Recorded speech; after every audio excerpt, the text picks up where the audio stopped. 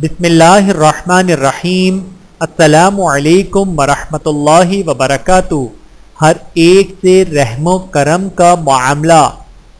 نبی کریم صلی اللہ علیہ وآلہ وسلم نے ارشاد فرمایا، تم اس وقت تک مومن نہیں ہو سکتے جب تک ایک دوسرے کے ساتھ رحم و کرم کا معاملہ نہ کرو۔